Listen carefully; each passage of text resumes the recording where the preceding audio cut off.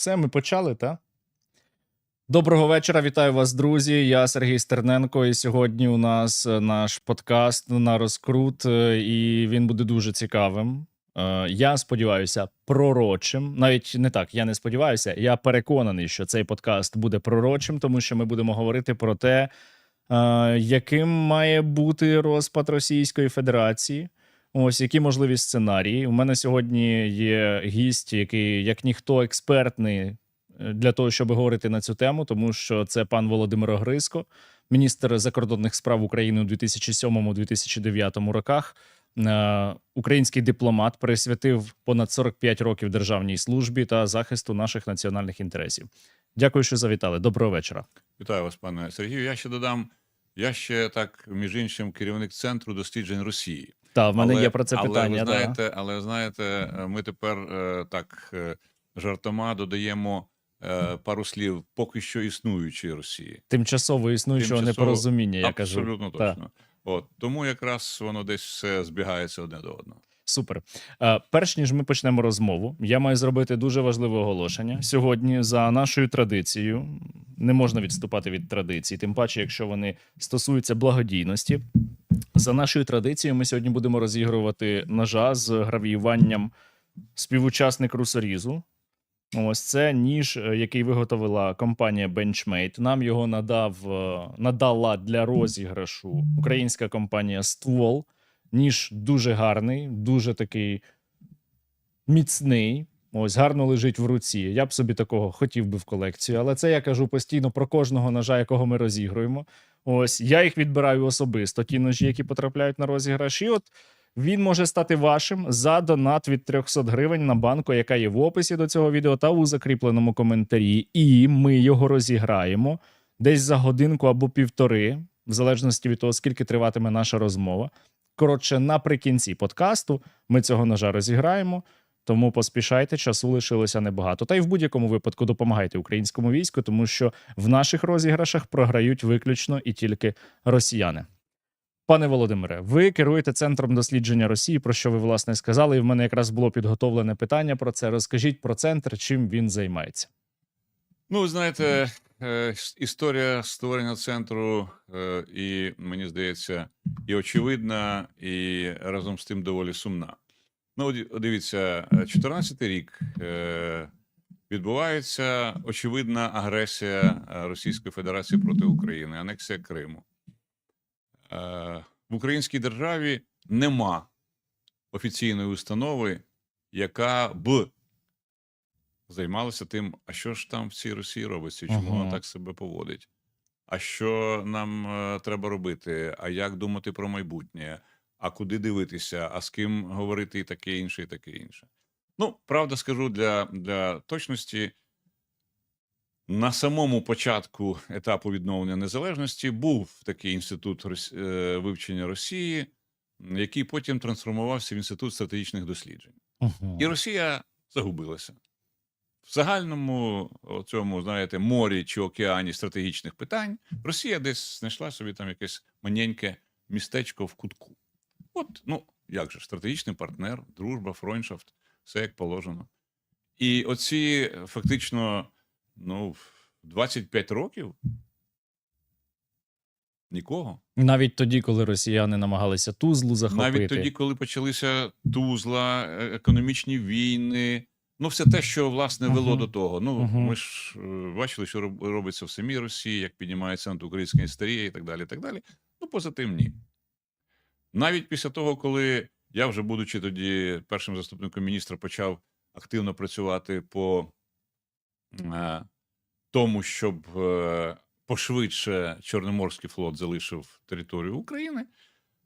І коли ми вже побачили, очевидно, що Росія не хоче виходити, що вона буде робити все, що завгодно, аби там зачепитися кігтями назавжди, навіть після того держава не хотіла бачити, що треба реально починати, хоча б в той час, це ще був там 5-й, 6-й, 7-й рік, 8-й рік, що треба вже нарешті ставати ногами на землю і не літати в хмарах. І розуміти, що воно йде все до цього. Коли я про це казав, звичайно, що тоді ще не публічно, чи майже не публічно, Ну, мене називали оцим словом, тут у вас русофобія написана, Русофоб. а мене називали русофобом, Прекрас, це комплімент. неадекватом, людиною, яка не розуміє стратегічного напрямку дії нашої держави і так далі. Так далі. Ну, доводилося, звичайно, терпіти і набивати гулі, але, бачите, ну я не помилився, але дуже шкода, що мене і таких, як я, не хотіли чути. Ви знаєте, ви ж ще були міністром закордонних справ, власне, під час вторгнення до Грузії, коли Так. росіяни напали на Грузію. І от я певною мірою вас розумію щодо того, що тоді можна було почуватися білою вороною, коли говорили, якщо ти говориш просто про те, що є насправді, що відбувається в реальності. Мені в 2014 році було 18-19. І я брав участь у подіях на Майдані. Це дуже змінило мою свідомість і все моє подальше життя. Ось, але я одразу, коли росіяни почали окупацію Криму, яку вони хочуть перетворити на анексію, власне, я одразу зрозумів, що це війна. Тобто чужі війська знаходяться на території моєї країни. Це війна, інакше бути не може. І я одразу почав про це говорити. Потім росіяни почали вбивати наших людей в Донецьку, в Луганську, били людей в Харкові, в Одесі були події, в тому числі і 2 травня, але Так. і до того були сутички. 2 травня загинув наш побратим Ігор Іванов під час тих сутичок. Пізніше вони в липні, 11 липня 2014 року вбили мого доброго знайомого, з яким я навчався в одному коледжі. Він був на рік старшим за мене, Дмитра Сирбу, він був прикордонником. Його вбили, коли він був на Луганщині, і обстріляли їхню позицію градами з-під міста Гуково Ростовської області. Я все це тоді знав. І ми в Одесі, і не тільки в Одесі, багато разів виходили на протести там проти російських артистів, проти проросійських мітингів. І це кожного разу було просто як голос в пустелі. Ну, як наче ми були, я себе тоді почував так, як наче я якийсь міський божевільник. Я кажу, дивіться, в нас війна в країні, ось окуповані наші території, наших людей вбивають, не можна цього допускати. І нас тоді не чули взагалі. Зараз, на жаль, ми платимо дуже високу ціну за це усвідомлення. Отже, пане Сергію, повертаючись до теми про те, що ж відбулося, коли 14-й рік настав і почалися ці події, ну, група адекватних дипломатів, в основному вже з приставкою «екс», сіли і отак за круглим столом і почали говорити, що ну, ми так далі жити не можемо, нам треба починати пропонувати владі ті речі, які треба робити. Почалося з підготовки аналітичних записок, пропозицій, ідей. Вони в основному були непублічними. Ну, тобто, бо там йшлося про ті питання, які зазвичай під телекамерами обговорюють. Ну, власне, з того часу ми і працюємо в цьому аналітичному, так би мовити, темпі, аналітичній формі. І досі намагаємося допомогти владі в тому, щоб вона, може, десь спиралася на якийсь об'єктивний, ну, хоча, звичайно, знаєте, об'єктивний може бути лише в тому випадку, коли він тричі перевірений. Ну, у всякому разі, на аналіз людей, які по 30, по 40 років провели в дипломатії на державній службі, і які дещо розуміються в тому, що таке є Російська Федерація, тому що у кожного був свій досвід, у одного більше, у другого менше, маю на увазі те, що стосувалося Росії, тому що багато людей працювали по різних країнах, спілкувалися з багатьма дипломатами, і в силу цього вже накопичували багато інформації, досвіду, яка просто так ніде не з'являлася. Отже, це такий собі, знаєте, симбіоз того, що називається таким максимально широким підходом до аналізу того, що там відбувається. Ну, це, так би мовити, одна частинка. Друга частинка – ми пишемо матеріали, інколи вже і публічні, пишемо книжки. І потім завдяки цьому починаємо працювати і на закордон.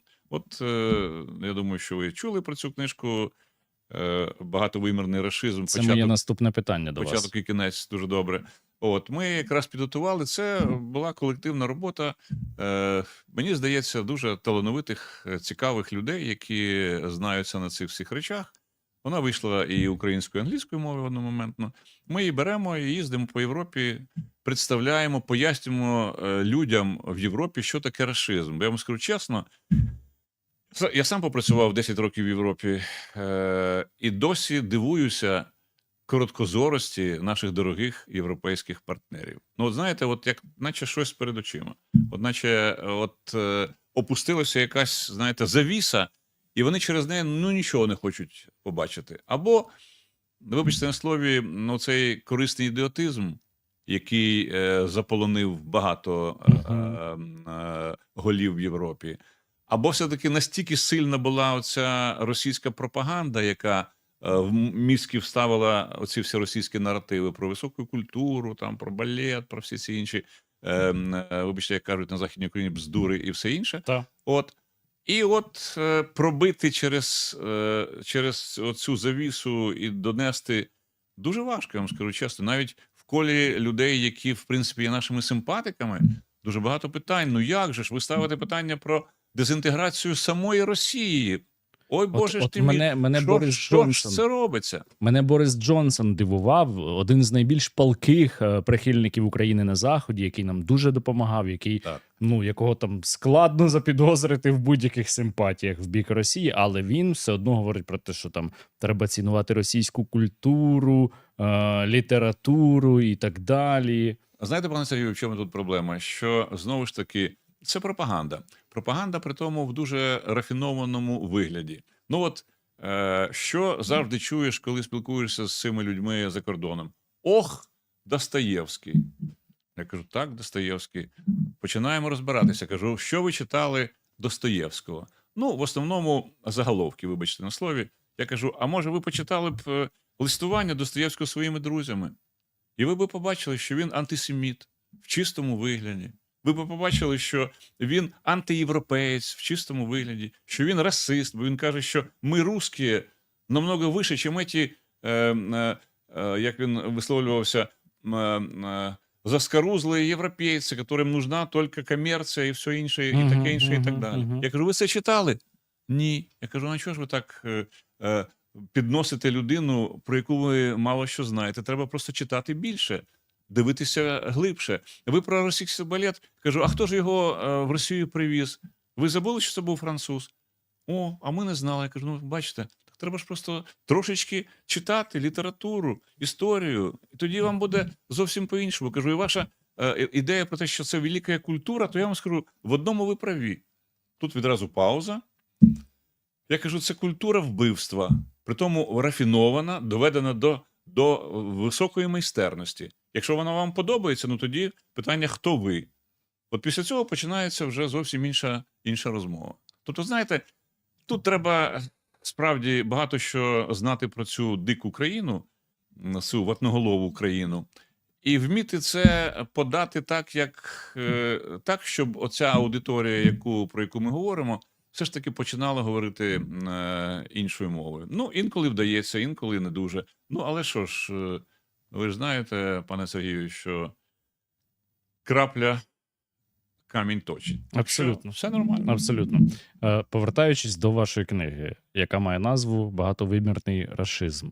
А там підтекст ще в другий – початок і кінець.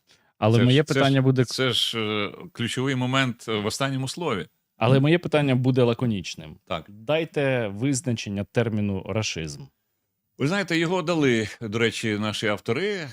Це книжка колективна, це не моя особиста книжка, але це те, що є, так би мовити, оцим самим багатофакторним аналізом, що таке рашизм. Якщо дуже коротко, пане Сергію, то це людиноненависницька ідеологія і практика. А чим вона тоді відрізняється від нацизму? І от, вибачте, ще один момент, який я хотів би додати. От завдяки, до речі, нашій роботі в парламентських асамблеях Ради Європи ОБСЄ, НАТО і в Європарламенті вже використовується формула, Угу. саме ту, яку я вам щойно процитував. Рашизм – це людиноненависницька теорія і практика сучасної Росії. От, власне, що є сутністю, на нашу думку, цього процесу. Чим воно відрізняється від нацизму? Ну, тільки тим, що це сучасний російський нацизм. І не більше. Ми від початку розмови зібрали вже майже 100 тисяч гривень, і це чудово, але, як і нашої з вами русофобії, недостатньо. Я закликаю вас задонатити, закинути на допомогу Силам безпеки та оборони України, тим паче, що за донат від 300 гривень ви можете виграти прекрасного ножа, якого, я сподіваюся, зараз ми покажемо. Та, покажемо ж? Та, ось цього ножа, який зараз у вас має з'явитися на екрані. Ми його розіграємо наприкінці подкасту за донат від 300 гривень.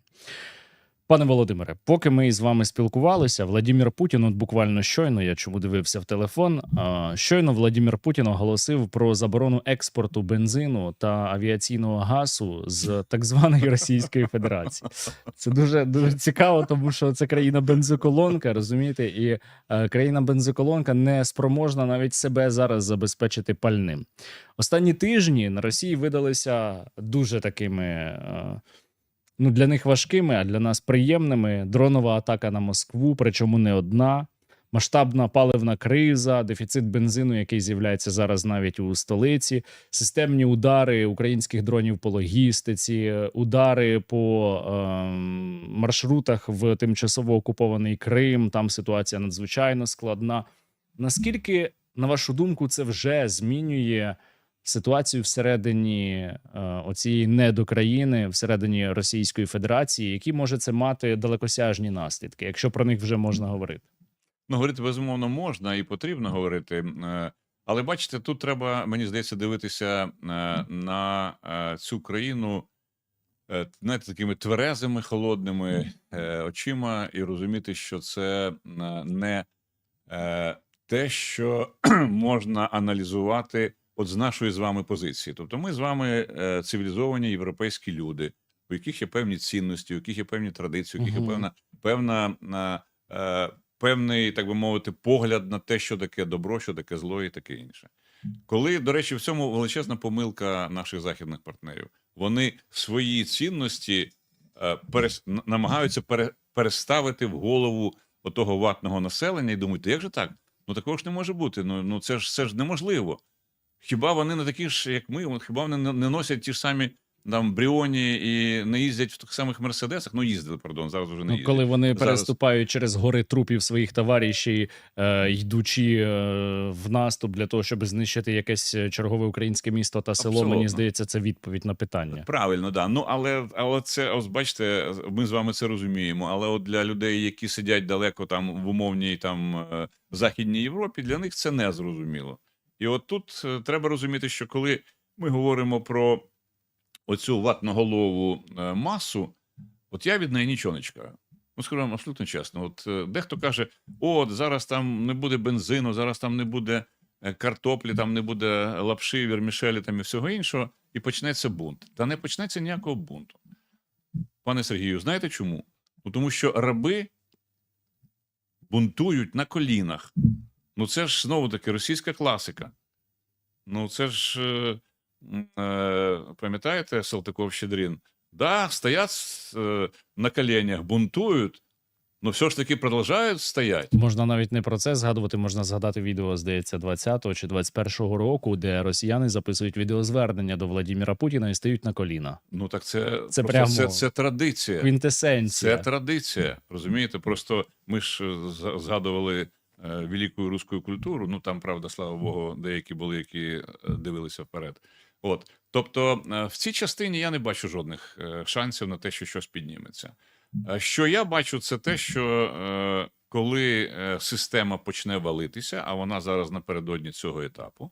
Чому? Ну, ви зараз згадали про бензин, я би згадав про Крим.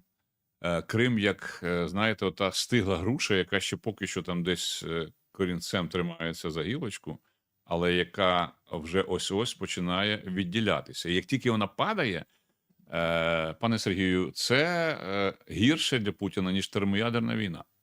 Тому що це серцевина його ідеології. Він починав з Криму, ми з вами щойно про це говорили. Абсолютно. Там і почалася війна проти України. Абсолютно І точно. там вона може закінчитися, на вашу думку? Я думаю, що якщо, вірніше, ні, помилка, коли Крим впаде, це буде початком краху путінського режиму, тому що вже знову-таки не це вадне населення. Воно буде стояти, воно буде кричати, воно буде плакати, але воно не буде нічого робити. Коли оточення Путіна почне розуміти, що він валить не тільки Крим, що він валить всю Росію. І от як тільки цей момент люди, які навколо нього, остаточно усвідомлять, от тоді почнуться зміни. До цього моменту, я думаю, змін не буде. Так, звичайно, якщо ми зараз зможемо вибити всю нафтопереробку, навіть не нафтовидобування, тому що нафтовидобування – це процес, який передбачає, що потім ця нафта буде перероблена. Я вам скажу, станом на сьогодні Україна може вибивати нафтопереробку в радіусі 3000 кілометрів. Правильно. Тобто вже навіть Вже за Уралом. За Урал, так. Так. Тобто, дивіться, але, власне, в цьому немає необхідності. Видобуток нафти не треба вибивати, треба вибивати нафтопереробку. Тоді що... видобуток нафти буде скорочуватися, бо її не буде куди дівати. Абсолютно точно. В кишеню, як ви розумієте, нафту залити неможливо, і в літрові банки теж вона не підходить. Отже, це процес, це такий ланцюжок. Технічний, виробничий, це тут немає нічого надзвичайного. Це просто означає, що тоді, якщо в тобі нема куди його складувати, то тоді ти мусиш його глушити. Я відкрию державну таємницю, Скажіть. військову таємницю. Саме тому Сили оборони України зараз вибивають також і нафтоперекачувальні станції, Звичайно. які мають великі резервуари, там по 50 тисяч кубометрів і так далі. Звичайно. Щоб нафту не було куди Оцей дівати. технологічний ланцюжок якраз і приведе до того, що тепер, бачите, країна-бензоколонка починає імпортувати продукти нафтопереробки. З Індії, в яку вона експортує нафту. З Індії. Тобто, це, знаєте, це вже, по-моєму, найглибше дно, яке тільки може бути, тому що це просто суцільна, навіть просто ганьба. Безвідносно до війни, до всього, що це просто ганьба. От я сьогодні вранці знову дивився чергові ці ж відосики, я ж там, на жаль, змушений пропадати годинами. І коли їде машина на швидкості, і вона десь і 2-3 хвилини йде суцільна черга машин, Так. це, мабуть, 10 або більше кілометрів. Так. Тобто це дуже довго. Так. І такі черги зараз таких- у більшості регіонів. Так от. Тобто це означає, що зараз з цієї точки зору економічної Росія наближається до оцього свого прекрасного майбутнього, який я називаю економічним колапсом. Але якби тільки нафта. Подивіться, що робиться з російським фондовим ринком. Так, він почав падати останні 2 тижні валиться, дуже сильно. Він валиться, при тому валиться доволі серйозно. І коли раніше держава, російська держава, допомагала інтервенціями і тому подібне і так далі, сьогодні вона цього не робить. А чому? А тому що кубишка порожня, нема в кубишці нічого. Тобто нема можливості зробити оці вкидання грошей, щоб цей ринок якось тримався. Йдемо далі. Ще маленький позитивний фактор. От буквально зараз відкрив в себе теж ф'ючерси на нафту марки Brent уже $72. Вона опускається тоді- до періоду, до того рівня, який був до війни в Перській Так, ви знаєте, затоці. до речі, пане Сергію, я вам скажу, я бачив прогноз навіть самих росіян. Вони дають, що з такою тенденцією нафта Юралс буде $42-45 за барель. А це на $20 менше, ніж закладається в бюджет. А це означає, що дірка, не дірка, а провалля в бюджеті буде таким, який неможливо Це ціна, знаєте де? Це ціна в Балтійському морі. А якщо взяти Чорне море, там, де Новоросійськ, то це вже, я не знаю, чи є експортним хабом, але де є Новоросійський ще принаймні. Хоча там перевалочну нафтобазу теж постійно вибивають, регулярно точніше. Там у зв'язку з підвищеним ризиком атак, вища Ну, ціна на звичайно, страхування, і звичайно. принаймні там станом на січень, лютий цього року, внаслідок дисконтів, російська нафта торгувалася по 35. Ну, потім пішов трошечки Так. тренд нагору. Ну, але зараз, пане Сергію, якщо нафта буде тих самих 42-45 доларів, це третина того, що не додається до норми. А якщо зрозуміти, що російський бюджет, хоч там вони кажуть, що це вже не тільки газ і нафта, це інтелектуальні речі, це все розмови про білого бичка, то це означає, що, і я повернуся до цієї ж самої теми, що дефіцит бюджету буде такий, який, ну, покрити буде практично неможливо. Подивіться, зараз повернулася назад Набіулліна. Вона там десь начебто хворіла, у неї був На економічний форум не приїхала. нежить там, да, голова боліла. От. Тепер вона повернулася. Вона хотіла просто, вибачте, на слові зістрибнути з корабля, який вже йде на дно, але їй не дозволили. І сказали, що пістолет перед скронею, роби те, що ми тобі скажемо. Вона повернулася, і тепер така собі лялечка. Вам треба надрукувати гроші? Та хоч 100 мільярдів, хоч 300 трильйонів. Але емісія розжене інфляцію. Абсолютно точно.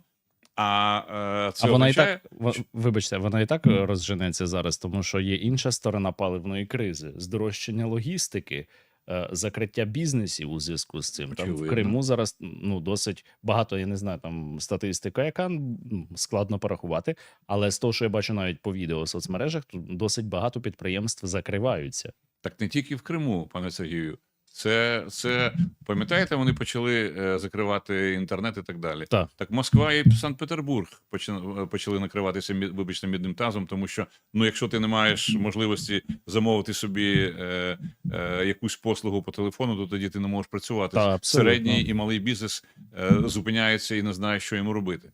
От. Тобто, розумієте, зараз питання не в цьому народонаселенні, яке я називаю, а в тому, що в якийсь момент об'єднаються різні фактори, які систему просто-напросто в якійсь от цій самій точці почнуть валити. От дивіться, ми говоримо про дефіцит загальноросійський, але ж 2/3 суб'єктів Російської Федерації так само мають дефіцити бюджету. Так.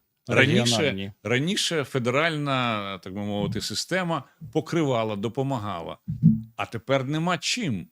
Тобто це призводить до того, що банкрутувати будуть і там, і тут. Губернатор Іркутської області близько тижня тому заявив, що не буде пального взагалі на цей літній сезон для сільськогосподарчої техніки, і немає грошей в бюджеті для того, щоб пальне навіть закуповувати, навіть якби його було де закупити. Ось просто як приклад. Так, пане Сергію, а тепер давайте ланцюжок побудуємо.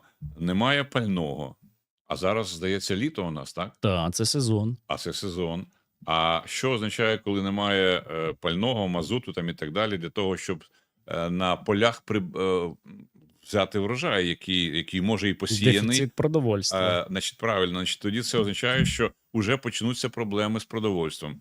А почнуться проблеми з продовольством, починається справді соціальна напруженість. Хоч вона не вийде в бунт і так далі, але це означає, що, ну, уявіть собі, попереду вибори в так звану Державну Думу, хоча її називають Державну Дуру, і я думаю, це абсолютно правильно. Ну, Путін боїться при всьому тому, що там намалюють все, що завгодно, що раптом щось може статися.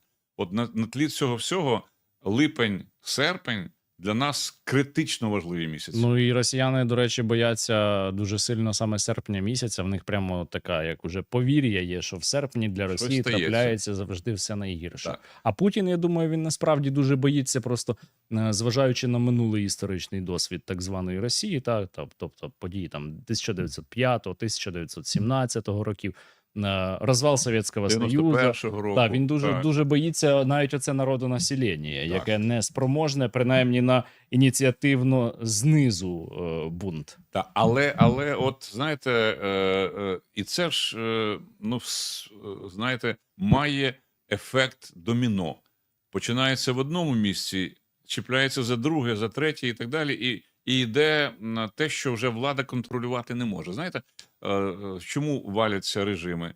Не тому, що там хтось щось зробив, а тому, що влада не може виконувати свою функцію по управлінні державою. Угу. І от тоді держава розвалюється. Я просто був, пане Сергію, свідком розвалу Радянського Союзу. Я вже був в зрілому віці і розумів, що відбувається. Апарат примусу припиняє функціонувати. Ну от що таке був? Ну, ви людина дуже молода, не пам'ятаєте, що таке було КДБ в радянські часи. Але багато знаю про Але це. Та. читали, мабуть, Мгм, знаєте, звісно, і так далі. та. Тобто, це була, ну, власне, називалося, що КПРС – це керівна і спрямовуюча сила совєтського народу і так далі. А спрямовувало все КДБ, прикриваючись КПРС. Та сама модель зараз в Росії реалізована. Абсолютно точно. Так от зараз, якщо ми побачимо і проаналізуємо навіть те, що на поверхні, видно, що оцей всесильний начебто апарат, який Путіном був створений для того, щоб тримати все в руках, ну, починає давати певні, ну, так би мовити, пробоїни. Дивіться, чи можна було собі уявити рік тому назад, щоб виходив оцей Лунін, наприклад, чи будь-хто інший, і записував відосик про те, що тут робиться щось страшне, а деякі жінки вже починають там і Путіна, вибачте на слові, посилати прямо. Була ж історія з цим, господи, як його, юристом російським, який писав заяви проти Навального свого часу. Він був дуже таким затятим путіністом. І він Ремесло, Ілля Ремесло. Да.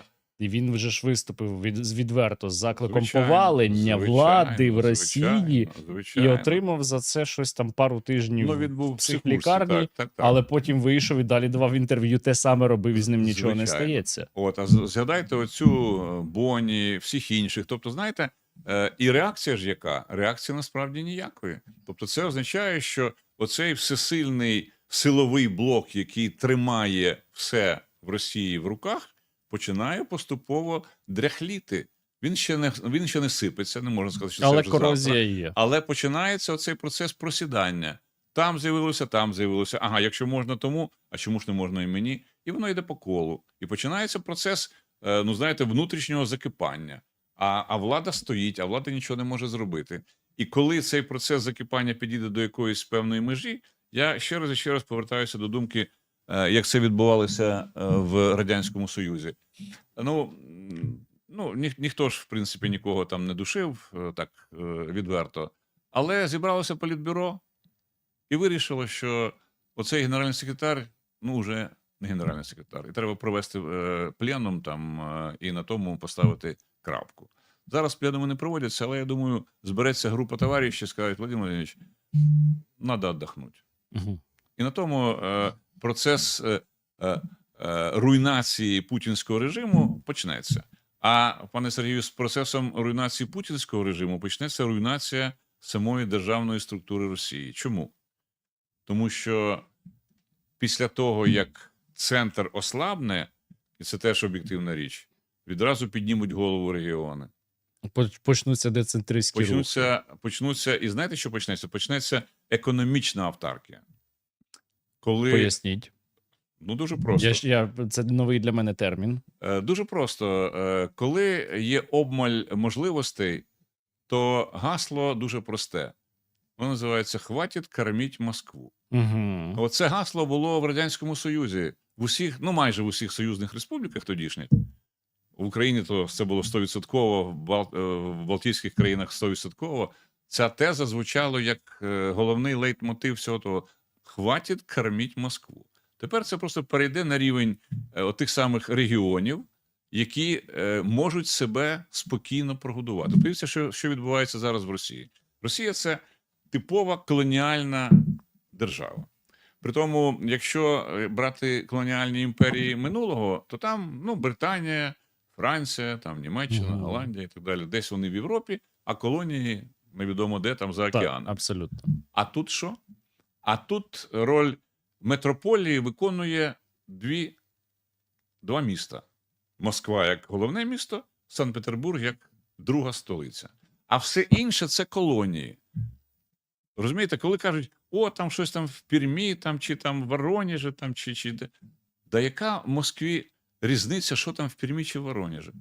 Не всі Абсолютно не- москвичі знають, що Абсолютно Білгород вони це не знають, частина де воно Росії. знаходиться і так далі. Так. Пам'ятаєте цю ж відому формулу «будемо бомбити Воронеж»? Так. Ну от уже бомбять, слава Богу. Так що, ну, але ж, тобто, і от я собі уявляю те, що відбудеться далі. Сидить собі якийсь керівник в тому ж самому Татарстані, думає, слухай, ну у мене нафта є, проводити я себе цілком зможу. Чому я повинен віддавати всі свої доходи в Москву, а потім іти в Москву, кланятися, принижуватися і просити, щоб мені з моїх же ж грошей щось виділили? ППО, наприклад. Так, наприклад. Так, може, я якось обійдуся без цього? Може, я підійду, подивлюся на схід, може, там товариш Сі мені чимось допоможе, чи може хтось інший? І чому я повинен бути в цій принизливій формі? І тепер ще що, пане Сергію, ще який момент є надзвичайно важливим. Подивіться, це теж, повертаючись до нашої цієї роботи, ми говоримо, слухайте, дорогі європейські друзі, а чому ви вважаєте, що право на самовизначення мають тільки окремі народи? От німці мають право, там, французи мають, поляки мають, там, і далі за списком. А чому татари не мають? А чому не мають Башкіри, а чому не дагестанці. мають всі, хто там живе, там 180 національностей? Ну, не всі, звичайно, можуть створити державу, це очевидно.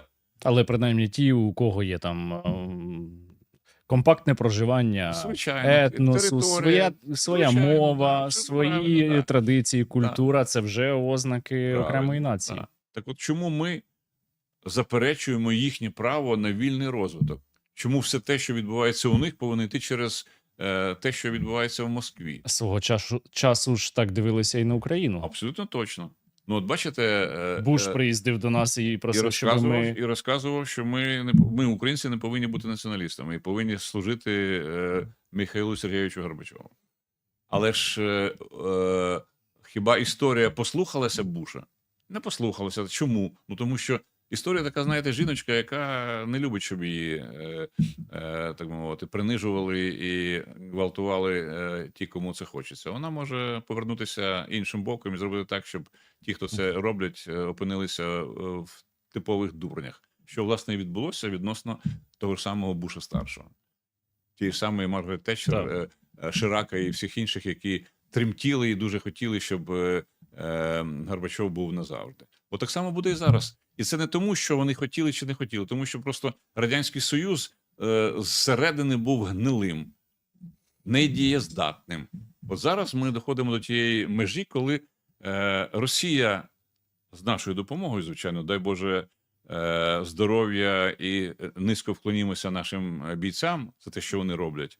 Бо ми зараз можемо доконати оцю напівдохлу російську економіку впродовж кількох місяців, аби тільки ми не зупинилися на півдорозі.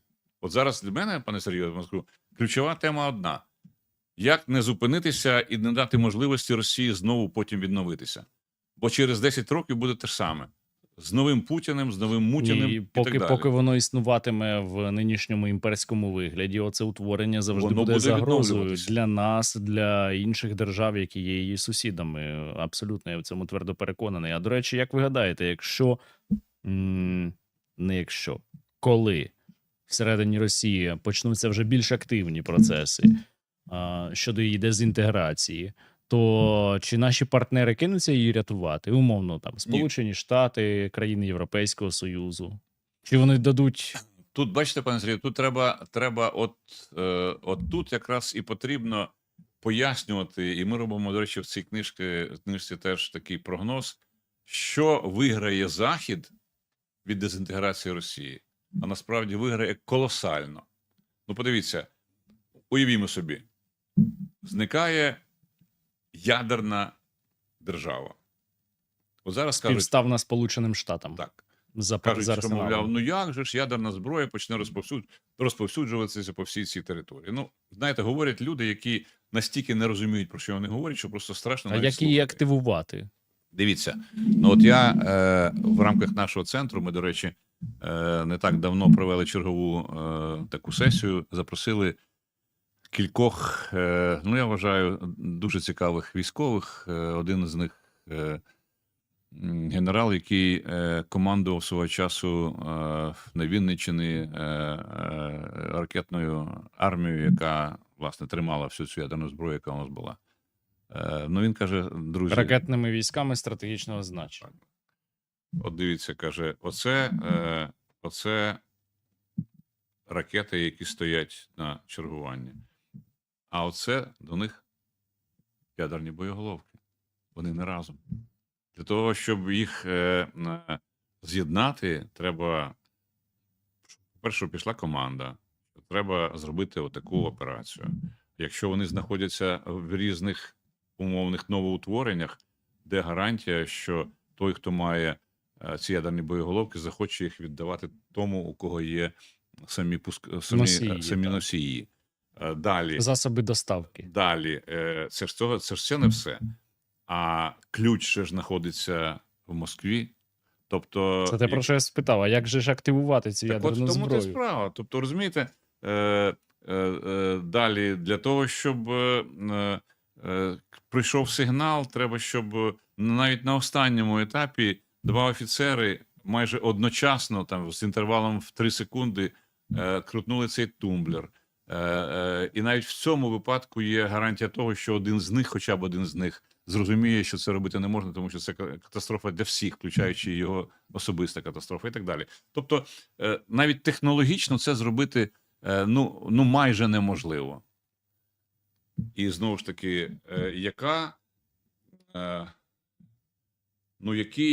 яка користь від того, що, скажімо, умовно Путін застосує тактичну ядерну зброю? От знову пояснюють, ну так, буде уражено відрізок в 30 кілометрів. Чи це стратегічно щось змінить? Ні. Тому для перемоги в війні це нічого не значить. Якщо це ще буде десь в районі ЛБЗ, в теорії, то це ще й вимкне на набагато більшому радіусі всю електроніку і позбавить самі російські війська спроможностей вести бойові дії. Ну, це так би мовити, але подивимося на політичний аспект. Оце перекреслення себе самого в один момент. І повірте, я думаю, що і в Європі знайдуться люди, які скажуть, ну ні, це вже за межею можливого. А ви думаєте, вони вдарять у відповідь? Вони вдарять у відповідь тільки не ядерною зброєю, а конвенційною, але такою, яка знищить, вірніше, доведе до кінця все те, що робить зараз Україна.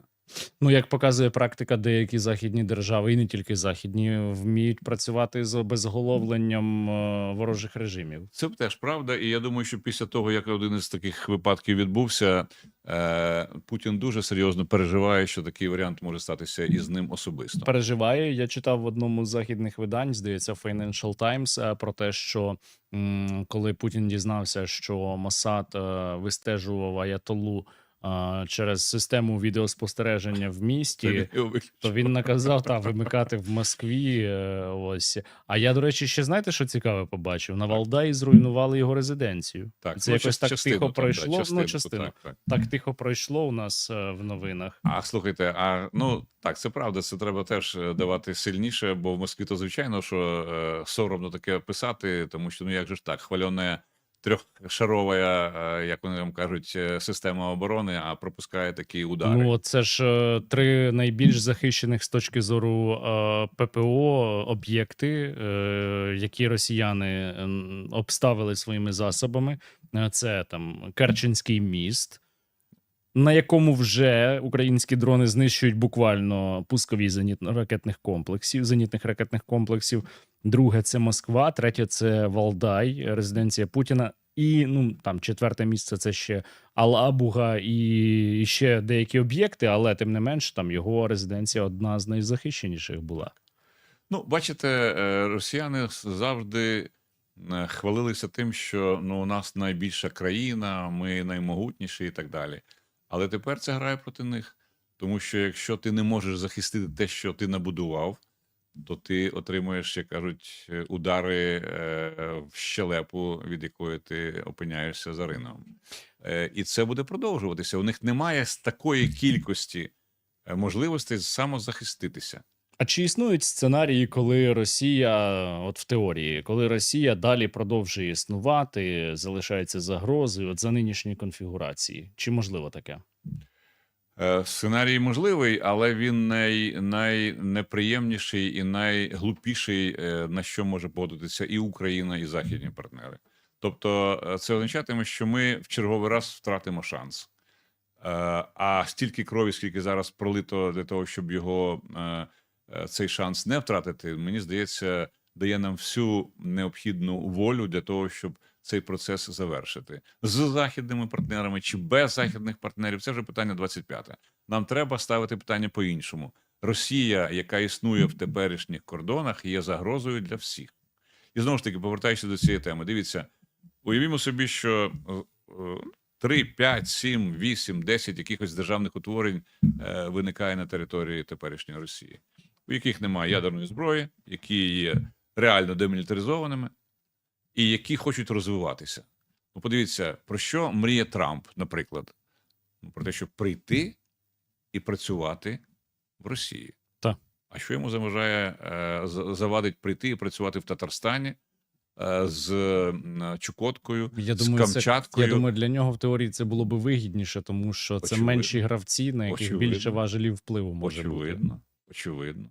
А що не те ж саме хочуть європейські партнери? Але він може боятися, що так само Китай буде співпрацювати з Татарстаном, Чукоткою і так буде. далі. Ну, вибачте, конкуренція в світі тут така річ. Будь ласка, приходь, пропонуй кращі умови. Ну, а дивіться, ну от ми знову говорили про те, що там умовних 10 боєголовок знаходяться в Татарстані. Наприклад, я Трамп, я кажу, дорогі друзі з Татарстану, у вас є 10 боєголовок, у мене є 10 мільярдів доларів. Чи 100 мільярдів доларів. Ну, чи санкції, які я можу запровадити, а можу ні. Good deal. Давайте домовимося. Це ж було в історії і раніше, і з тією ж Україною, точно, і з Казахстаном точно. Було. І з Білоруссю було, з усіма було. Тобто, абсолютно нормальна схема, яка може працювати. І якщо б наші західні партнери тією ідеєю, так би мовити, прониклися, то я думаю, що вони би могли зробити це значно швидше, ніж собі ми можемо навіть уявити. І ви знаєте, пане Сергію, у мене таке внутрішнє відчуття, що цей процес переосмислення Заходом ролі і місця Росії от зараз якраз і відбувається. Тобто це от критичний момент, коли якщо ми ще трошечки додамо перцю, вогню і всього іншого, у них вже не буде просто аргументів сказати, я не можу вам сказати, як буде з політичної точки зору, але з практичної точки зору військової Україна точно до кінця цього року наростить свої спроможності щодо завдання ударів вглиб Росії. І якщо все буде добре, то це нарощення в порівнянні з весною буде в кратному розмірі. Оце якраз те, чого вони бояться найбільше. І якщо, ви дивитеся так само ці пабліки, як і я, і якщо ви проаналізуєте останні буквально з того, що вони говорять, у них починається тремтіння в руках, тому що вони говорять про те, що ми реально не зможемо протистояти хмарам українських дронів. Говорять про це абсолютно щиро і відверто. Тому я думаю, що якщо ми зможемо до наших добрих демократичних дронів додати не менш добрі демократичні, є такі, знаєте, рожеві пташки, називаються фламінго, наприклад, чи морські рибки, які називаються там магура. Ну, якщо все буде добре, то до кінця року, можливо, буде і балістика. Звичайно. Не в одиничних екземплярах. Звичайно. От якщо це все, знову ж таки, поєднається з внутрішньополітичною нестабільністю, з економічними проблемами, то тікати буде нема куди. Знаєте, що, я думаю, до чого має бути ще готовий Захід у такому сценарії? Я про це дуже багато думав, коли був бунт Пригожина. Дуже шкода, що він фальшстарт зробив, або що він не довів до кінця те, що планував. Я думаю, навіть тиждень бойових дій всередині Росії кардинально змінили би ситуацію в нас на фронті. Але тоді я подумав про те, що раптом зараз йому там все вдасться, і в них почнеться там кривава баня. Ну, це ж не можна лишати безконтрольно. Значить, має бути розроблений план наперед, встановлення тимчасового контролю, принаймні в європейській, щонайменше, частині Російської Федерації, або того, що від неї залишиться, саме для того, щоб запобігти розповсюдженню ядерної зброї або інших озброєнь конвенційних, які там зберігаються. От для того, щоб там встановити лад, підтримувати мир та порядок, щоб не там перетворилося це вже геть на абсолютно, ну як це буває зазвичай в Росії, та на велику війну всіх проти всіх, що теж становитиме додаткову загрозу для всіх сусідів.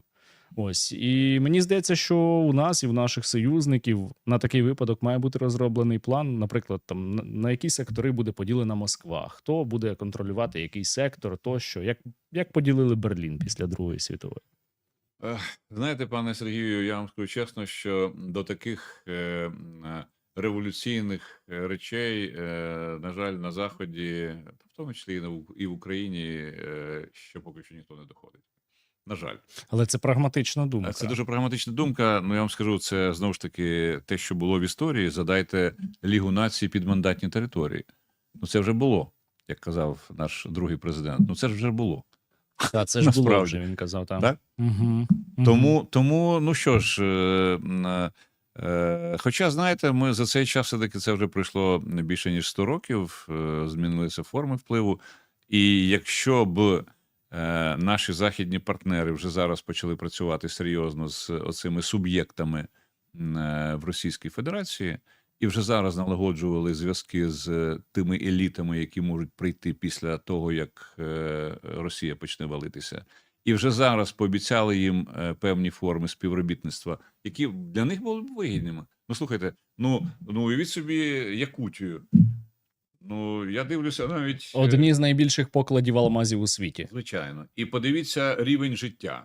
Порівняйте Помийка. з тим, що робиться через протоку Берингову на Алясці. Ну, різні варіанти. Ну, хіба не можна вже зараз думати над тим, що, дорогі якутські друзі, подивіться, ми вам робимо економічний проєкт відбудови Якутії на 20-25 років. Але чесний проєкт. Вам потрібна та Москва? Угу. Та ні. Можливо, вам треба поїхати в Анкорідж і подивитися не на той дух, який там почулося там Путіну чи Лаврову, а подивитися, як там живуть нормальні люди. З опаленням взимку, з всіма побутовими послугами. З інтернетом, який не відключають, з магазинами, в яких все є, які там продають ананаси, банани і все інше і так далі. Може, це вам буде краще? І я не думаю, що знайдеться якийсь, знаєте, представник цього народу, який скаже, да ні, ну нам краще бути в цій російській помийці, от не мати там ні тепла, ні води, нічого, і жити в таких нелюдських умовах. Ну, не спрацює це, розумієте? Тобто, але ж, знову-таки, ну, мене, знаєте, пане Сергію, просто дивує одне, як наші західні партнери, або вони ліниві, або вони недалекоглядні, або вони просто ну, не хочуть робити речі, які робити потрібно. Думаючи, ну я прем'єр-міністр сьогодні, ну нащо мені ламати собі голову, що буде через там 5, 7 чи 8 років, це вже буде інший прем'єр-міністр. Є ще гірший приклад президента Польщі, який не думає взагалі, що буде за 5 років, ну, за 10. От, наприклад, да. От тому якби хтось в наших, серед наших західних партнерів мав стратегічну візію, дивився б хоча б на років 10 вперед, то, повірте, вже давно б все було зроблено. Хоча я вам скажу, є певні хороші новини. Зараз в Раді Європи, в Парламентській асамблеї Ради Європи створили російську платформу. Ви чули про це? І от ця російська платформа зараз об'єднує ну, так званих хороших русських. Ну, ви випереджаєте всі мої наступні питання. Ну, я просто читаю через екран, розумієте, пане Сергію. Ну, така професійна звичка читати через цей самий. От. До речі, ми в рамках нашого центру теж недавно провели дискусію на цю тему і Я запрошував кількох цікавих співрозмовників, підключав ще й інших. Ну, поговорили. З'ясували, що хороших русських насправді немає. От. Чи якщо вони є, то їх можна порахувати на пальцях. Або вони навіть не русські, як виявляється. Або вони навіть і не русські виявляються, да. От. То якщо би от ця платформа почала більш-менш нормально працювати, але в ній виділили спеціально третину місць для представників оцих національних меншин, скажімо так, поневолених російських народів. І це теж уже великий зсув в європейській свідомості. Значить, вони вже бачать, що є в Росії не тільки якісь умовні росіяни, а є національності, є народи, які сьогодні перебувають під цим колоніальним ярмом, і які знову-таки мають право на самовизначення. Ті самі татари, які Ті проголошували татари, акт державного суверенітету. Звичайно. Розумієте? Тобто це, можливо, не так швидко, як ми хочемо. Можливо, це займе трошки більше часу. Але чекайте, якщо змінюється зараз режим Путіна, і на сцену виходять оці нові сили, навіть в самій Росії, навіть без всіх цих стрілянин, розборок і так далі, то це вже шанс для того, щоб і Європі, і Америці сказати: дорогі друзі, ситуація змінилася, нам треба провести реальні референдуми на цих територіях. Хай люди скажуть, що вони хочуть, з ким вони об'єднаються, чи вони будуть продовжувати бути з Москвою, чи захочуть бути окремо, і так далі. Тобто, розумієте, оці паростки нового, я би так сказав, політичного мислення в наших європейських партнерів, вони з'являються. Це дуже добре. Це зовсім інший погляд на ситуацію. Він має бути обов'язково. Від початку розмови ми з вами зібрали вже 357 тисяч гривень, а насправді зібрали більше, тому що люди починали донатити ще до цього етеру. 358 вже тисяч є. І я закликаю вас закинути вже зараз на дрони камікадзе для українського війська. Ми, до речі, постачаємо зараз дрони FPV з новою технологією, з новим зв'язком, який значно якісніший за все, що було раніше. Росіяни на даний момент не мають жодної протидії цьому. Я публікував вже неодноразово ці відео, можете подивитися, там і в мене в каналі, і в випусках я, і завтра, думаю, буду теж показувати. Коротше, задонатьте на нові дрони для нашого війська, тому що саме Сили безпеки та оборони України є головним фактором розпаду так званої Російської Федерації. І українському війську потрібно допомагати. Тим паче, що за донат від 300 гривень ви можете виграти прекрасного ножа, який виготовлений компанією Benchmade, дуже стильного, з гравіюванням нашого фонду. Зараз має з'явитися у вас на екрані фоточка. Ми його розіграємо буквально, я думаю, за півгодинки, коли завершимо цю розмову. Тому поспішайте, часу лишилося не так вже й багато. Пане Володимире, у мене на минулому подкасті був Владислав Рашкован. І ми з ним спілкувалися, в тому числі про те, які сценарії є дій далі у Владимира Путіна у цій війні. Я хотів би з вами також поговорити, тому що, як на мене, це дуже цікава тема. І ми виокремили 4 сценарії. Перший – це продовжувати війну, нічого не змінюючи. От так, як зараз росіяни ведуть війну. Тут, я думаю, відповідь очевидна, до чого це призведе Російську Федерацію, і коментарів не потребує. Варіант другий, який може обрати Владимир Путін, це продовження війни, але плюс мобілізація, умовно, восени після виборів до так званої Госдуми. Як ви гадаєте, як могла би вплинути умовна мобілізація на стан справ всередині Росії? Знаєте, пане Сергію, я завжди намагався, хоча я історик за фахом, історик-міжнародник, я завжди при аналізі тих чи інших речей намагався брати в руки калькулятор і рахувати, скільки це буде коштувати і наскільки це буде ефективно. От з цієї точки зору 2 цифри хочу вам навести, які я теж десь уже в ефірах про них говорив. Підготовка одного чмобіка, пардон за мою французьку російського, коштує $56 тисяч. Це з усіма виплатами, підготовкою, екіпіруванням, навчанням, годуванням там і так далі. Так далі. Це, до речі, це російська цифра, це не я не вигадав, я її просто знайшов. Друга цифра $850. Це цифра, яку назвав наш український мадяр. Наш, дай Боже йому здоров'я на наступні багато-багато років. Ну, це без урахування виплат, можливо, це там, я не знаю, тільки погодувати того росіянина і дати йому автомат. Ні, так ця сума, оці $850, це сума, яку треба витратити для того, щоб оцього чмобіка знищити. Так. Розумієте, порядок цифр. Буває навіть менше. Буває навіть... Ми рахували теж по пан FPV-дронах. Сергій, я просто я посилаюся на ту цифру, яку я почув. Я ж нічого не від себе не роблю нічого від себе, я просто цитую те, що я знаю. От. Питання в задачі. Скільки треба трильйонів там, чи сотень мільярдів доларів для того, щоб озброїти і виставити на м'ясо ще там 300 чи 500 тисяч росіян? Ну, це сума, яка сьогодні в Росії не існує фізично. Тепер давайте... буде відтік кадрів. От тепер давайте якраз про це хотів сказати. А тепер же давайте розуміти, що це умовних 300 тисяч людей, які забираються з виробництва. Вони ж зараз же щось там десь роблять, так? Якщо вони забираються, значить що? Вони не платять податків. Так. А є ще інша частина людей, яка буде тікати з країни просто. Ну, це я вже не кажу. А я кажу, що от перші, так би мовити, економічні наслідки. Тобто колосальні видатки, провал ще більший в економіці, менше доходів і швидший процес утилізації. Ну, я згадую нашого шановного міністра оборони, який сказав, ну, якщо буде мобілізація, ми просто вийдемо на цифру в 50 тисяч, на що, власне, ми і повинні вийти. Ну, от питання, чи це з точки зору просто економіки вигідно чи ні?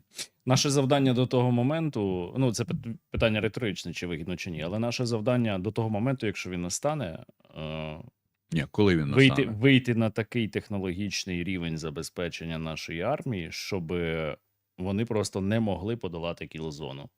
Щоб оця кількість м'яса не впливала на темпи просування. Ну, більше того, ця ж кілзона... І для цього закиньте теж на русоріз. Пане Сергію, ця ж кілзона може рухатися не тільки в наш бік, але в основному в той бік. І якщо вона буде в той бік вона ширша. Відсуватися, то це означатиме, що тоді до лінії зіткнення, в принципі, вони і навіть і теоретично не зможуть підійти. Ту сторону кілзона зараз в середньому 15 кілометрів, але вона стає ширшою, оскільки Україна почала нарешті активно працювати middle strike дронами по вирізанню ближньої, середньої і навіть дальньої логістики на глибину абсолютно понад 100 кілометрів. Тобто це означає ізоляція району ведення бойових дій. Це означає ускладнення підвезення БК, провізії, пального, особового складу тощо. І якщо все вдасться, там навіть по одному з моїх проєктів в Міністерстві оборони зараз, якщо все вдасться, то ми зможемо ще більше наростити спроможності українських операторів дронів бити глибше. Ну там, що говорити, є звичайний там FPV-дрон 10 дюймів, квадрокоптер. У нас був рекорд 107 кілометрів ураження цілі оцим звичайним FPV-дроном. Тому що, не буду всього розкривати, але ми хочемо цей досвід масштабувати, щоб будь-який український оператор дронів міг летіти кратно більші відстані тими ж засобами, які в нього є. А уявіть собі, що це буде додано ударами отих самих Фламінго. У вас стоїть макет, я бачу тут. Лютий стоїть і морськими засобами знищення і так далі. От, тобто, оце якраз і є ота комбінація, яка повинна дати відчуття Путіну, що хоч його там і обманюють, і дурять, і він не може відкрити інтернет, як ми з вами, і почитати, що відбувається в світі, але все одно ж навколо читають, навколо ж розуміють. Я знову повертаюся до цієї самої думки. Чим довше його будуть тримати в цій бульбашці, тим швидше буде розв'язка. То, на вашу думку, мобілізація лише прискорить деструктивні процеси всередині Росії? Очевидно. Третій варіант, який ми обговорювали тоді, це зупинка по лінії бойового зіткнення. От уявімо, що зараз Путіну стає настільки погано, що він каже, добре, все, Не треба мені той Слов'янськ-Краматорськ, а на захоплення Слов'янська-Краматорська треба ще досить багато часу. Та, важка дуже ситуація зараз у нас, на жаль, в Костянтинівці. Ось, але от уявімо, що Путін погоджується на зупинку по лінії бойового зіткнення. Що це означатиме для противника? А може і для нас теж варто обговорити. Ну, от ви знаєте, це якраз той момент, який є найбільш чутливий і найбільш складний. Бо що означає, що ми припиняємо зараз бойові дії? Я розумію, наскільки це важко говорити, і я зараз хочу, щоб мене правильно зрозуміли, бо кожен день це, на жаль, втрати і у нас. І при тому немалі втрати, якщо вже бути відвертими. Тому це та ціна, яку ми ще будемо, на жаль, продовжувати сплачувати. Але дивіться, що відбудеться, якщо ми зараз зупинимося. Наші західні партнери будуть аплодувати. І скажуть, прекрасно, чудово. Ну війна ж закінчилася, вже ж не стріляють. Трамп буде вішати собі цяцькі ордени і медалі на всі частини свого піджака і казати, я ж миротворець, ви пам'ятаєте? Я ж починав з цього. Припинити вогонь. Ось він припинений. Все чудово. А що далі? А далі будуть розказувати нам наші ж західні партнери, що ми будемо тепер вести дипломатію. Ну, вибачте, я трошки знаюся на цій темі і знаюся на дипломатію з росіянами. Так от, допоки ти не тріснеш, вибачте, по лобі росіянина чимось важким, дипломатія не працює. Я це опробовував на питанні Чорноморського флоту. Допоки ми не затисли їх так, що вони почали пищати і благати, щоб ми посунулися назад, переговори були просто марним витрачанням часу. Це той випадок, коли ти йому палець, а він тобі по лікоть. А він тобі по лікоть. Тому, розумієте, ми тоді перейдемо в фазу, коли, так, війни нема, переговори ні про що, безкінечно і так далі, і ворог зализує рани. Можливо, не цей режим, бо навіть якщо... А чи встоїть він у разі зупинки бойових дій без досягнення політичних цілей, навіть задекларованих, не кажучи про реальні? Це очевидно, що, ну, знаєте, правда, пропаганда ж Росії працює так, що можна за місяць повернути мізки в інший бік. Ну, теж воно і ватне населення, що воно піддається всьому тому. Та якийсь відсоток буде розуміти, що це повний провал, що це катастрофа і так далі. Але переважна більшість каже, ну, звісно ж, Путін молодець. Ну, я сьогодні бачу відосик, коли одна нафуфирена мадемуазель з Криму каже, ну, Крим же все одно буде русским, це ж руська територія. Ну, що ви з нею зробите? Ну, і при тому ж така не зовсім, начебто, ззовні неадекватна. Тобто, у них там, вибачте, біполярочка, ну, це не зовсім коректно з точки зору психіатрії, я дав визначення, але я от нещодавно дивився теж відео, де одна росіянка, її питають, як ви гадаєте, чи варто все ж таки, дивлячись на ці удари там по Москві, чи варто все ж таки Путіну погодитись на зустрічі з Зеленським, якої той вимагає для припинення війни? І вона каже, ні, ну ви знаєте, Зеленський, він не рівня Путіну, немає чого їм зустрічатись, але, звісно, краще хай зустрінуться, щоб не було війни, але Росія все одно переможе.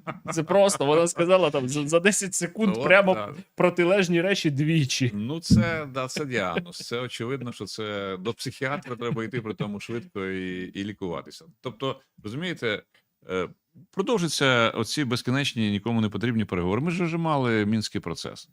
Ну, скільки він тривав? І президент Зеленський застав, як він тривав теж. Абсолютно точно. Він знає, що це. Так. Він же ж в Парижі бачився з Путіним. Це була його, по-моєму, перша і остання зустріч. Так.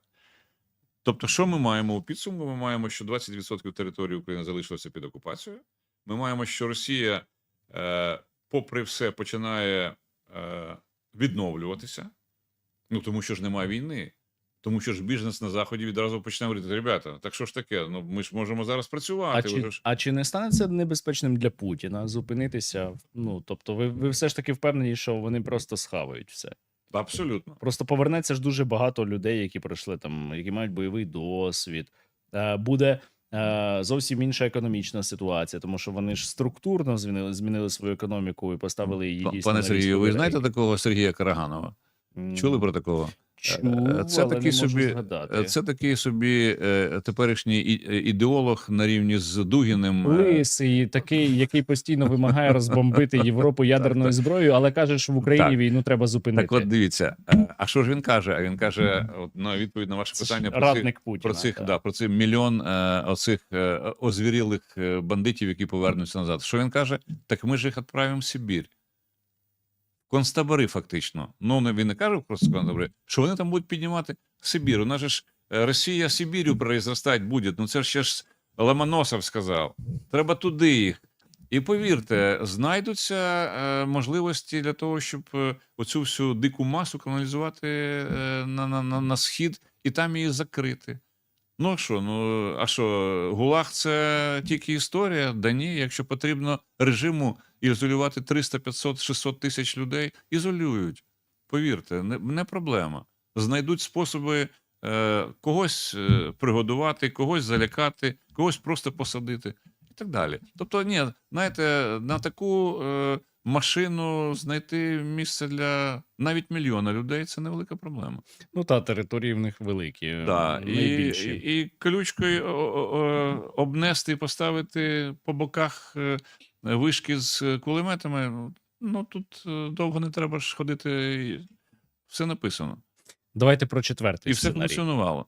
Тому, чесно кажучи, якщо говорити про цей варіант, він для мене здається як найгірший.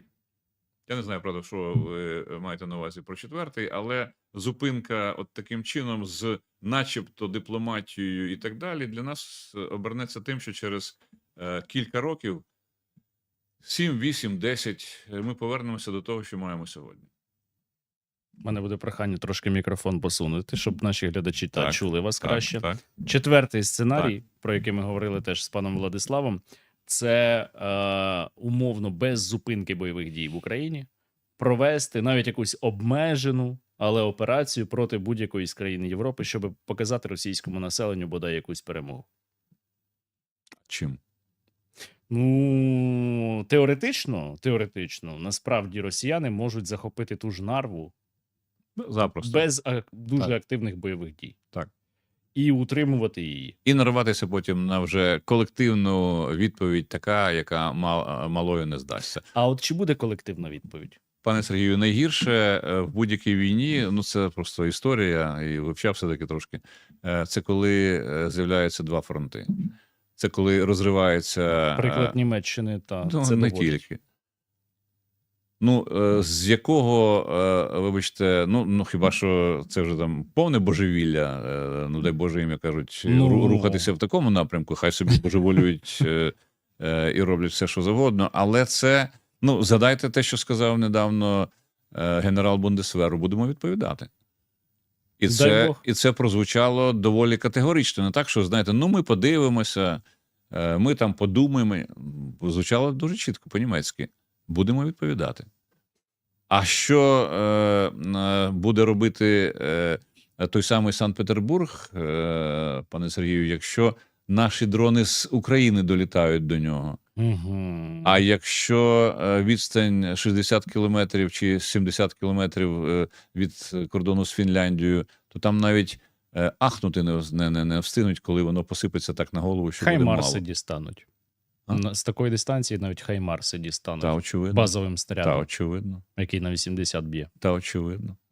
Тому, знаєте, ну це логіка самовбивць. Ну, повторю ще раз. Але починати повномасштабне вторгнення це теж було Ні, далеко. це був, знаєте, я вам скажу, це Ну, був, з їхньої точки зору це було дуже прагматичне рішення. це був розрахунок, який був заснований на хибній інформації. І це теж традиційно московське головотяпство, вибачте на слові. Коли будуються фантастичні плани на піску. коли вони не перевіряються, коли вони не прораховуються, коли йде просто на авось. Ну, от руська авоська, ви То знаєте. Медведчук наш агент в такому випадку. Ну, можливо, так. Хоча за їхні гроші. Тобто, да. Тобто, Це рівень був би, Ну, мати агента, якого фінансує ще й той, проти кого він працює. ну, так це правильно, да, це вищий пілотаж. Це точно. То з того, що ми з вами обговорили, всі 4 базових сценарії, можливо, й буде ще 5-й, якийсь там, неможливо передбачити все. Але всі 4 базові сценарії виглядають вкрай негативно для Російської Федерації. Ну, вона себе загнала в глухий кут і тепер не знає, як з нього вийти. А нам, я думаю, що є ще 5-й, ну, верніше, він перший. Продовжувати війну, продовжувати те, що ми зараз робимо. І, власне, йдеться зараз, насправді, ви праві, про дуже короткий період часу. Це не роки, це місяці. І якщо ці місяці будуть наповнені тим, що зараз є, і помножені на X з нашого боку, Росія почне мілітарно сипатися. Ну, нема чим закривати. Ну от, дивіться, ми кажемо, у нас проблеми з ракетами проти балістики і так далі. Але ж у нас є хоч шанси, що ми їх отримаємо. Так. І в нас є перехоплювачі. І у нас є перехоплювачі, у нас є вже все те, що нам дає можливість триматися. Нам дають гроші. Ну, дають і беруть, тут то вже окрема тема, не будемо про сумне. От. Але все ж таки іде те, що нас підтримує. А що підтримує Росію? А чому і от Росії нічого. Китай не допомагає? Ну, в тих обсягах, яких міг би. Ну, бо те, що зараз, це ж не допомога. Ні, ну він допомагає доволі серйозно. Не було б цієї допомоги, Росія б сипалась би значно раніше. Ні, але там траншів фінансової підтримки немає. Ми не знаємо, що є, пане Сергію. Я думаю, що те, що робиться втиху, без публічності, воно діє. Спільний кордон величезний, проблем немає. От, так що там не так все просто. Якби Китай хотів припинити цю війну, то він би це давно б зробив. Але йому, як не дивно, попри ці всі реляції про те, що ми стратегічні партнери, йому теперішня ситуація, пане Сергію, більш ніж потрібна. Ну, дивіться, Росія перетворилася в додаток Китаю, Так. економічний додаток Китаю. Ну, яка країна буде від цього відмовлятися? Ну, для чого їй щось змінювати? Ну, от я керую от цим об'єктом, він від мене залежний, я що хочу, те й роблю. Ну, от він там зав'яз війні, ну і хорошо собі сиди, воюй далі, скільки зможеш. А якщо вже буде зовсім погано, тоді Китай подзвонить, тоді Сі подзвонить Трампу і скаже: дорогий товариш Трамп, там Росія вже валиться, треба сідати і думати, що ми будемо робити далі. Все. І проведуть лінію, я думаю, десь по Уральському хребту. Ми зібрали від початку розмови 460 тисяч гривень, і це чудово, уже 63. Дуже скоро ми розіграємо топового ножа за донат від 300 гривень, тому поспішайте, у вас передостанній шанс взяти участь у цьому розіграші. А в мене є питання від аудиторії, які Так. я зібрав з Так. закритого каналу, на який можна потрапити, тільки підписавшись на щомісячний донат. Ну ось, деякі питання озвучувати не буду, бо вже на них відповіли. Ну ось, деякі занадто очевидні. Ну там, наприклад, є питання, чи розвал або переворот на так званій Росії гарантує розбиття її терористичної армії? Я гадаю, так. Ну, на мою думку, тиждень бойових дій там. Розвал Це системи, розвал фронту. розвал системи очевидний. Але є таке питання. Я не знаю, чи це буде коректно таке питання ставити про українських дипломатів, які зараз працюють, але воно є. Чи достатньо, на думку пана Огризка, роблять наші дипломати для зміцнення авторитету України і протидії російській пропаганді? Ну, ви знаєте, тут включається те, що називається цеховою солідарністю. І я вам скажу чесно, наші дипломати от в ці роки, починаючи фактично з 2014 року, а особливо з 22-го, вони роблять неймовірні речі. Ну, дивіться, пане Сергію і наш шановний глядач, є два фронти. Оцей справжній і дипломатичний. І вони між собою дуже сильно пов'язані. Якби от ці перші місяці повномасштабного вторгнення українські дипломати сиділи, склавши руки, то не знаю, де б ми сьогодні з вами, пане Сергію, спілкувалися. Тому що те, що отримував фронт, робилося на дипломатичному фронті. Мгм. І, вибачте на слові, вигризалося, виривалося в найскладніших умовах, коли наших дипломатів зустрічали і казали: ну що ж, ну вам лишилося там 2 тижні, 3 тижні. От, що ви сюди прийшли? Ну, з підтекстом. Та, я розумію. Між тим, те, що зробив кожний дипломат на своєму місці, я думаю, що це не менш героїчно, ніж те, що роблять наші воїни на полі бою, тому що вдалося змінити настрої, вдалося змінити підходи. Дуже велику роль зіграла, безумовно, наша громадськість. Наші жінки, до речі, які опинилися за кордоном і які в перші місяці робили неймовірні речі для того, щоб просто на емоціях, на людських емоціях повертати уряди цих країн в наш бік. Але те ж саме робили і дипломати. Чи ми все можемо зробити з протидії російській пропаганді? Знаєте, вона зараз спримітизувалася до мишей. Вона така, яка вже фактично на західну аудиторію практично не працює. Вони зараз, до речі, це визнають. Вони зараз переорієнтовуються на Латинську Америку, на Африку, на Азію, думаючи, що вони збережуться. Блажен, хто вірує, ради Бога. Хай повірують ще трошки, потім буде вже остаточно пізно. Але ми ж так само знаємо, вони на пропаганду, пане Сергію, витрачають мільярди. Так. Не рублів, а доларів. Так. Скільки витрачаємо на нашу м'яку силу ми? Не будемо про сумне. Так? Тому я думаю все-таки, що внесок української дипломатії, скажімо так, не тільки дипломатії, а й дипломатії, бо це в цілому. Це і президент Зеленський, як керівник дипломатичного напрямку держави, це всі уряди, які були, це всі міністри, які були, це всі дипломати, які... І в широкому розумінні навіть і люди без державних посад, які теж абсолютно точно налагоджували тому що контакти, це є зв'язки, оця сама культурна дипломатія, м'яка сила, яка працює. Так що це все, мені здається, дуже взаємопов'язане, і я думаю, що коли Російська Федерація нарешті почне валитися і на її місці виникнуть нові незалежні держави, українським дипломатам буде не соромно за свою роботу, яку вони виконували. Дякую. Наступне питання. Білорусь розбудовує військову інфраструктуру біля кордонів України. На вашу думку, це є ознакою того, що рано чи пізно Росія почне наступ із півночі, але я би це питання чи доповнив, чи перефразував би. Як ви гадаєте, чого ми можемо очікувати від Білорусі і якою має бути наша політика по відношенню до цієї країни-агресорки за міжнародно-правовим визначенням? Ви знаєте, мені дуже сподобався ультиматум Зеленського, називаємо його так, який був відносно ретрансляторів. Угу. І спрацювало. Подивіться, що ми не отримали жодного офіційного повідомлення про підсумки розмов Путіна з Лукашенком на Валдаї. Дводенно. А чого? Не знаю. Мабуть, не домовилися. Тому що якщо б домовилися, то там були б посадили б їх вдвох на якусь лавку, пам'ятаєте? І вони б І вони б розказували, що ми там їм покажемо всім Кузькину мать там і тому подібне і так далі. Щось якось цього не сталося.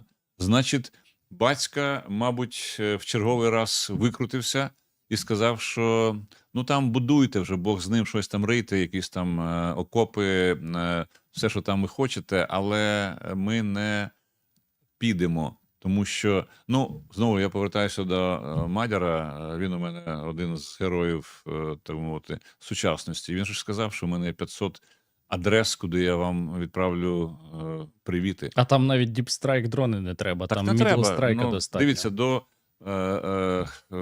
А мідлстрайк, щоб було розуміння, там дрони є до 200 кілограмів бойова частина. Тобто це як ракета. Цього досить. До Мозерського НПЗ тут взагалі рукою подати. Та там FPV долетить. Так от. Є там, правда, інший, трошки далі, але це знову-таки не тема для теперішньої української Ні, армії. абсолютно. От. абсолютно. Тому Лукашенко ж прекрасно розуміє, що ситуація для нього буде просто тоді критичною і ну, йому не буде куди діватися. Я думаю, що він вимолював у Путіна, щоб його не чіпали.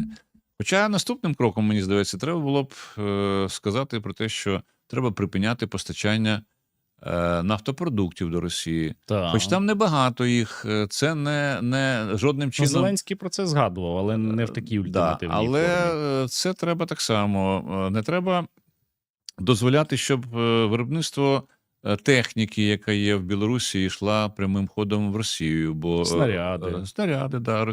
Білоруський ВПК, попри все ж таки він працює. Тобто це теж опосередковано, але все допомога Росії. Отже, у нас є ще певний набір кроків, які Лукашенку допоможуть, я думаю, краще зорієнтуватися. Чи усвідомлювали ви неминучість війни з Росією в 91-му, 2004-му, 8-му і 14-х роках? В 91-му ні. Коли я усвідомив, це була якраз російська агресія проти Грузії. 2008 рік, 8 серпня. Я 9 серпня вже був за вказівкою президента Ющенка в Тбілісі.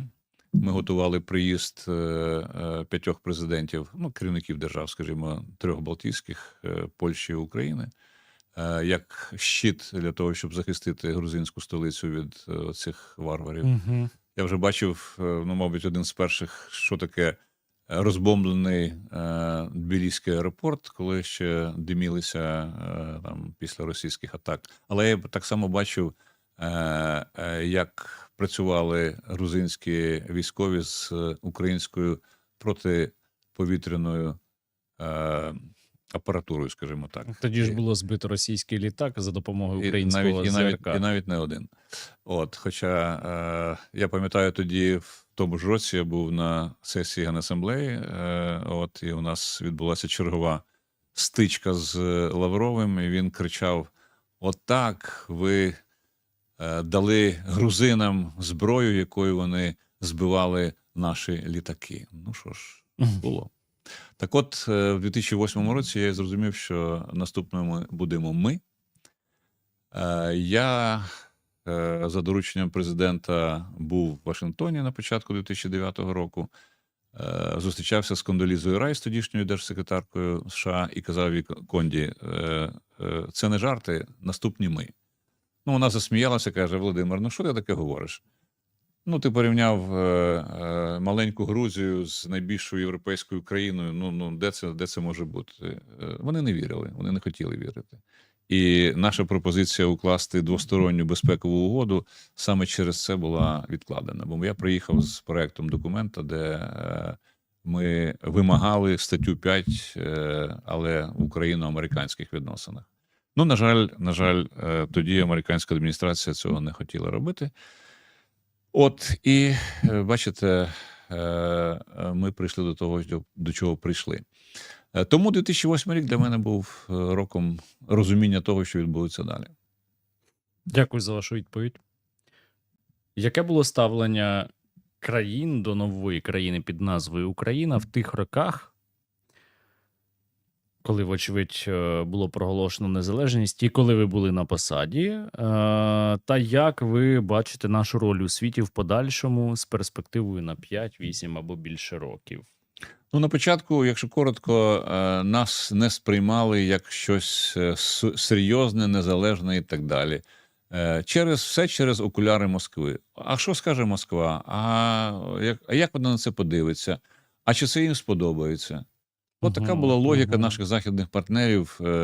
Ну, дивіться, навіть пізніше, коли ми підійшли до теми, пам'ятаєте, безвізового режиму з Європейським Союзом. Так. І ми вийшли, і ми вже були значно далі, ніж росіяни, і ми відчуваємо якесь гальмування. Питаємо, в чому справа? Ну, Росія ж має бути першою. От, пане Сергію, те, що ми відчували і знали, і розуміли в позиції Заходу. Будемо про це говорити абсолютно щиро, а їм буде соромно за ту позицію, яку вони постійно тримали.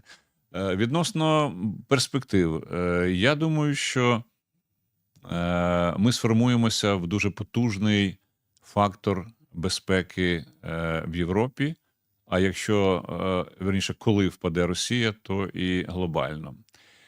Я думаю, що утвориться, ну, по-перше, європейське НАТО, а в рамках європейського НАТО буде такий собі ще додатковий клуб сильних, куди, безумовно, увійде Україна. Країн 5-6, не більше. Але з Україною. Тому що сьогодні ми демонструємо, що ми реально є найкращими. Дай Бог. Відтак, без нас щось зробити буде практично неможливо. Я переконаний, що саме так і станеться. Дорогі друзі, ми зараз будемо розігрувати цього ножа. Тому у вас є буквально 1-1,5 хвилини, може 2, на те, щоб взяти участь у розіграші. Це останній шанс, тому що переможця ми от вже майже визначили. Лишилося провести розіграш.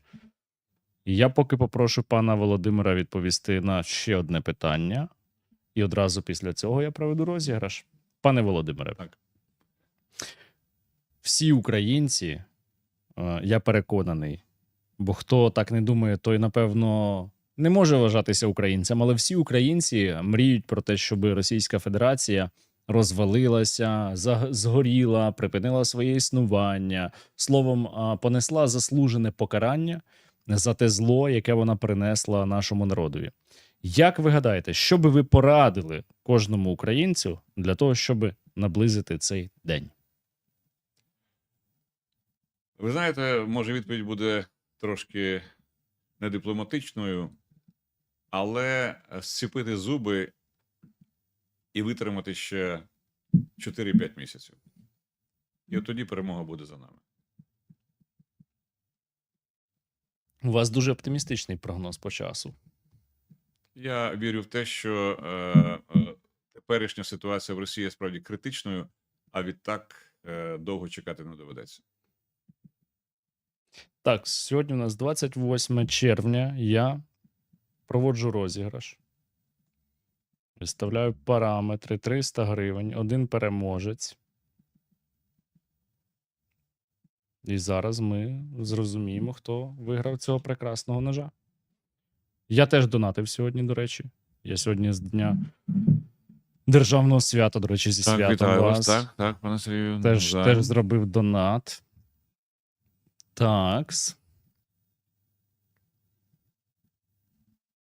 Монобанк визначив переможця, і це людина, яка задонатила сьогодні о 17:00 рівно 300 гривень.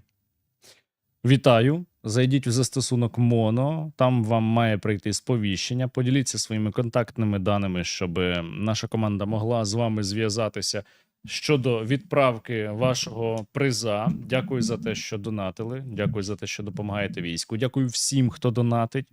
Всім, хто сьогодні підтримує Сили безпеки та оборони України. Ваш внесок є надзвичайно важливим. І дякую вам, пане Володимире, за надзвичайно цікаву, змістовну розмову. Дякую, що завітали. Навзаєм, пане Сергію. Дякую вам за вашу роботу. І мені здається, що чим більше ми будемо працювати разом, об'єднані в ім'я України, тим швидше оця знавесніла, абсолютно неадекватна територія нарешті почне поступово відроджуватися. Не може через пару поколінь, може через 3 покоління там щось з'явиться адекватне, але мусимо допомогти. Як каже пан Сергій Притула, непереможні, коли об'єднані. Абсолютно. Дякую вам іще раз. Дякую Слава ще раз. Україні! Героям слава.